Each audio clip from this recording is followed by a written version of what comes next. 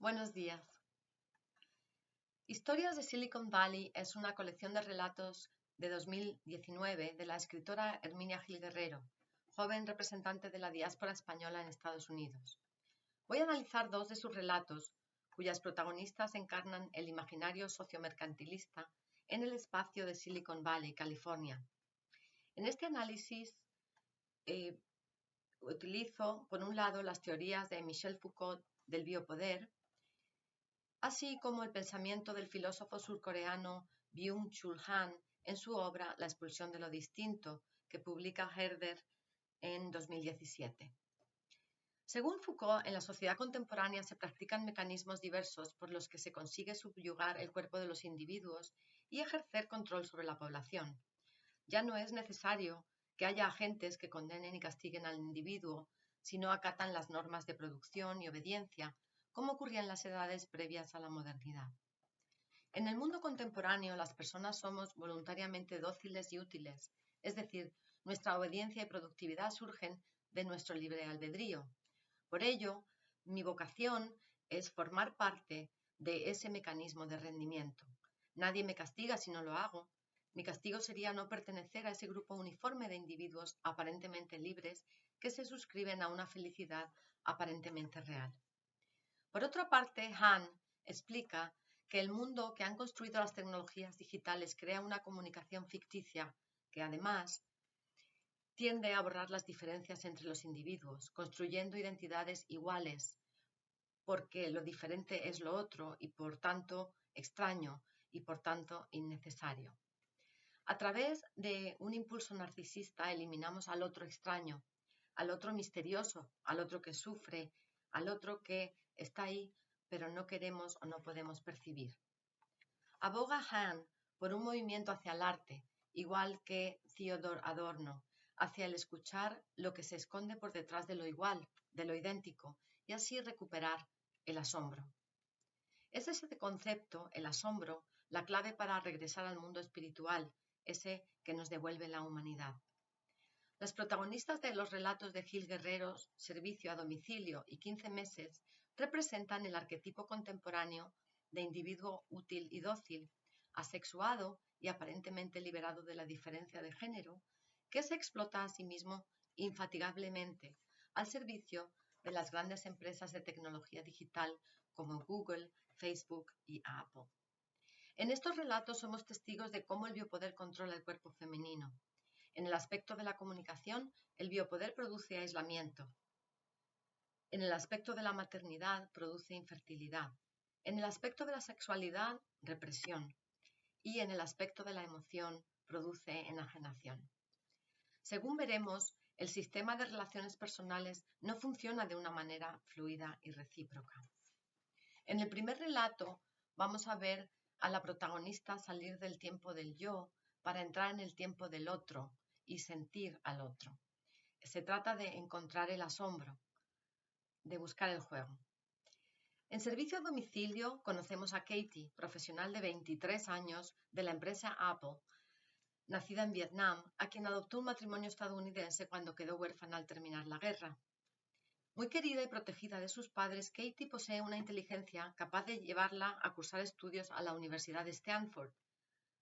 Cito, que no admite más del 5% de las solicitudes de matrícula. Fin de cita. Y disfruta además de un puesto de trabajo a su temprana edad digno de sus talentos excepcionales. No obstante, desde la adolescencia, cuando supo que era adoptada, Katie sufre de depresiones y se somete a terapias psicológicas de grupo. Para superar su vacío, lo que llama con acierto agujeros negros, Katie toma habitualmente barbitúricos que le ayudan a amortiguar la ansiedad. Al comenzar el relato, Katie se da cuenta de que se le han terminado las pastillas y, como no quiere acudir más a las terapias, tiene que idear algo para seguir con su vida y con su trabajo. En su discurso interior, Katie revela el aislamiento en que vive.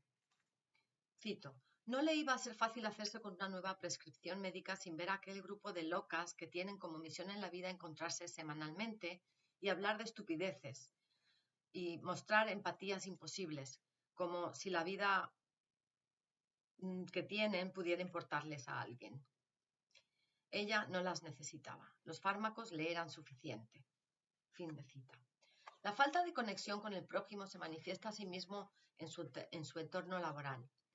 Cito, su trabajo no era gratificante, tan solo un grano de arena en un castillo imposible de dibujar en su mente. Nunca tendría el impacto individual de otras profesiones y un cambio de carrera a su edad le parecía imposible. Fin de cita. Habla en su interior de sus compañeros como, cito, la manada anónima que cada día le asqueaba más. Fin de cita. Reconoce a sí mismo, cito, que no podía evitar sentirse un número más entre la marabunta de programadores que consumían sus vidas ante agotadores algoritmos. Fin de cita. Sumergida en la física de las tareas mecánicas, convertida en un cuerpo-cerebro al servicio de una idea que no comprende, Katie es un ejemplo claro de biopoder.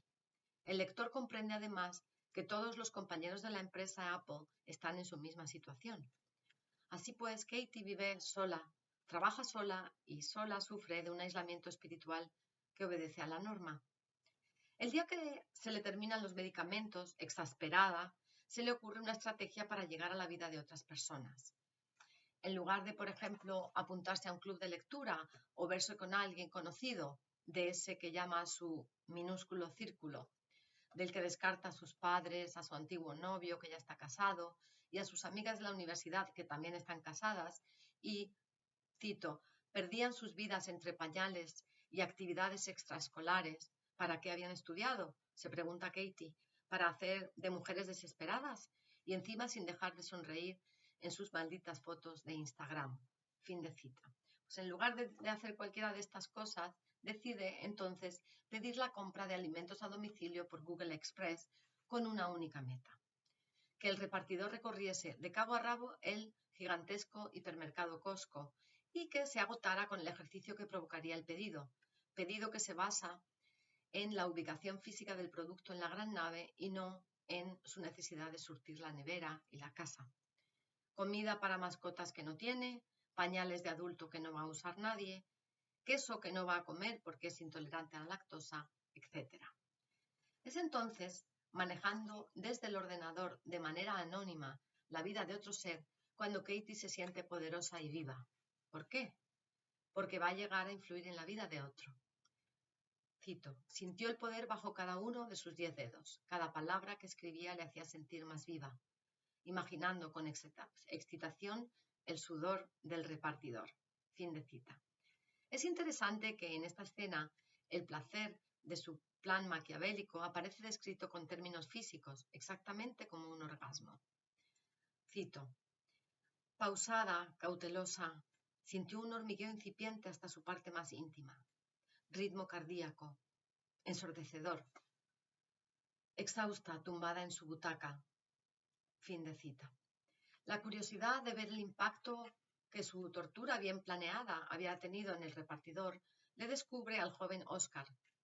Cito, jovial, lleno de vida, sin ningún atisbo de cansancio o frustración. Fin de cita. Un joven que canta con alegría mientras hace los repartos. En los pedidos siguientes, a través del chat o en persona cuando los lleva a casa de Katie, esta se ve amenazada por la humanidad de Oscar, por su amabilidad y optimismo. De nada le sirve a Katie tratarlo con displicencia e incluso con grosería para alejarlo de su intimidad. Después de varios encuentros físicos, repartos brevísimos, en el umbral de la puerta de Katie, el relato nos muestra a una joven nueva que empieza a llevar ropa más entallada al trabajo en lugar de las sudaderas anchas y que sale de las oficinas de Apple rauda a su casa para ver a Oscar durante unos minutos mientras llega a su portal a hacer el reparto. Katie ha podido salir, si bien con intención mezquina, del tiempo de su yo hacia el tiempo del otro. Esta comunicación le devuelve el pulso vital y con este recupera femineidad y sexualidad. En las últimas páginas del relato, Oscar quiere conocerla más allá de la gestión que le ofrece la aplicación Google Express y le pide que aguarde a que llegue con el pedido, aunque sea de noche, pasadas las horas oficiales de reparto. Mientras Katie intenta decidir si abrirá la puerta de su casa a este desconocido o no, se da cuenta de que no se había acordado de recoger los antidepresivos de la farmacia. Cito, No los necesitaba. Tenía una excitación inusual. Podía notar la endorfina pasando por sus venas. Fin de cita. Tal como explica Hahn, cito, la escucha tiene una dimensión política. Es una acción, una participación activa de la existencia de otros y también de sus sufrimientos. Fin de cita. El relato termina con una nota de optimismo porque la protagonista abre la puerta al asombro que produce lo desconocido. La Katie reprimida, aislada, conformista y enajenada regresa al estado vulnerable propio del ser humano. Cuando encuentra a un interlocutor, se vuelve erótica y se encamina a la comunicación y a las emociones. Cito. ¿Quieres que entre?, pregunta Oscar. Sí, dice Katie, llevo mucho tiempo esperándote. Fin de cita. Así pues, el cuerpo de Katie, metáfora del yo, se revela contra el sistema de producción gracias al descubrimiento del otro como deseo, como misterio, como seducción y como eros. En el segundo relato vemos la encerrona del privilegio, la autoexplotación, el hiperconsumismo y la individualización del sufrimiento, que son males que produce el biopoder. En 15 meses, la escritora presenta a otra joven que habita en el tiempo absoluto de su yo, ensimismada, y que está venciendo la adicción a los dulces, una adicción solitaria que embarga su pensamiento en todo momento. Llega esta madrileña, Olivia, desde España a Silicon Valley para trabajar en incidencias en el departamento de español de Facebook. Es otra joven de 20 y pocos años, hastiada de vivir, que acude a un trabajo que imagina tedioso, sin ilusión alguna. Cito, hacía ya mucho tiempo que había dejado de sentir ilusión y vivía como si vivir se tratara de un trámite burocrático que todos debemos pasar. Fin de cita. Sobria de la ingesta de dulces, en varios momentos del relato cuenta cuidadosamente Olivia el tiempo de su sobriedad.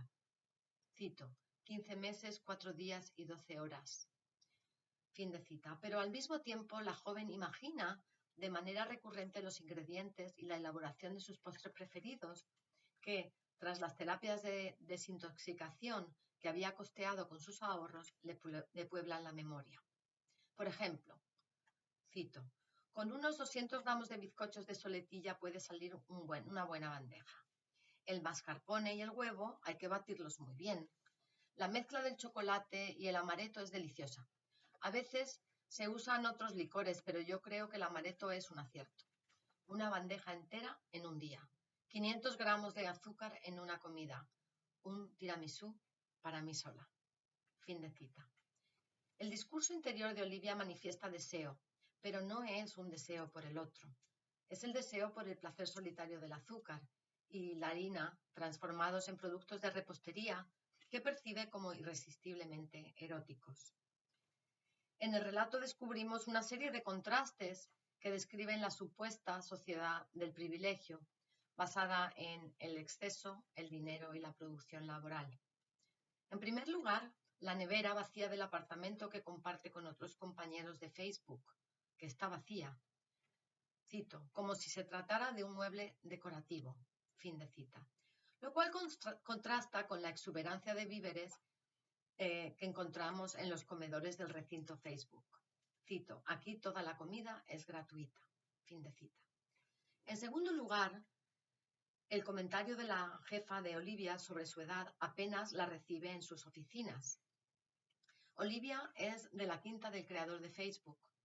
El comentario de la jefa identifica a la nueva empleada por su valor mercantil. Cito, ¿en qué año naciste?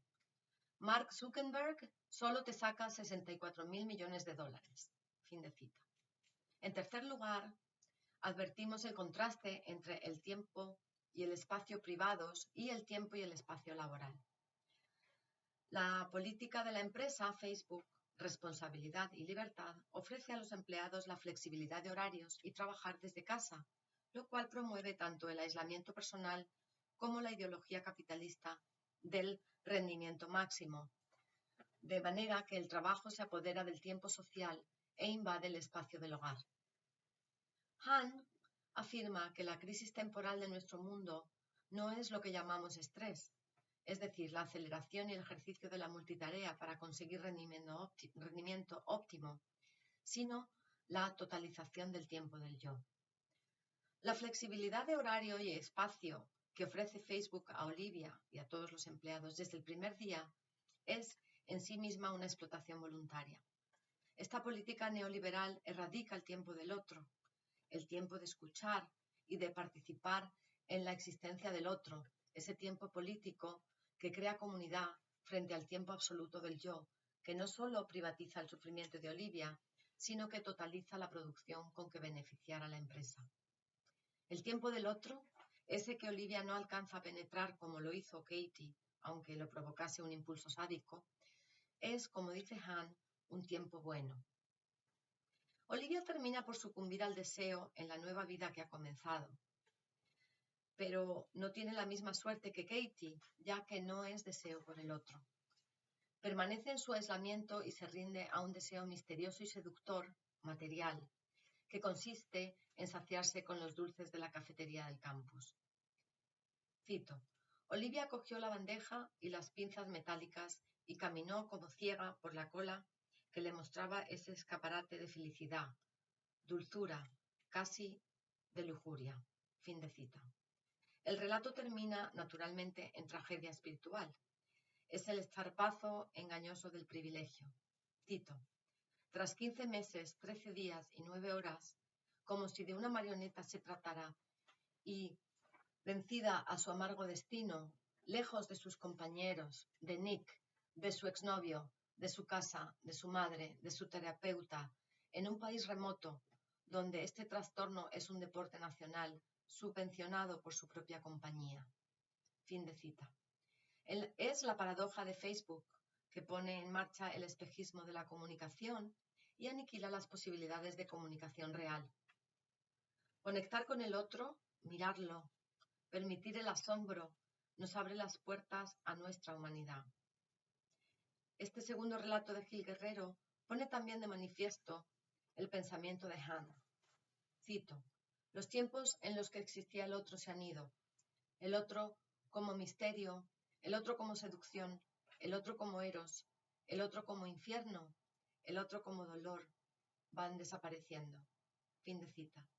En este espacio donde las comunicaciones son vertiginosas, Katie y Olivia viven aisladas.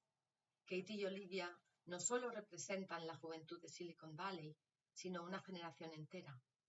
El mundo que han desarrollado las tecnologías digitales es un mundo de emisiones, de exposiciones, donde no existe el intercambio real. Es un mundo exhibidor del espectáculo del yo y de la identidad de los iguales, porque lo otro es diferente y por lo tanto no interesa. Todos buscamos lo mismo, queremos lo mismo y aparentamos lo mismo. El tiempo del yo se ha hecho absoluto, individualizándose de tal manera que no existe el tiempo del otro, porque el tiempo del otro, sus sentimientos, sufrimientos, miedos, inseguridades, no es productivo ni atractivo. Bueno, eso es todo. Muchas gracias.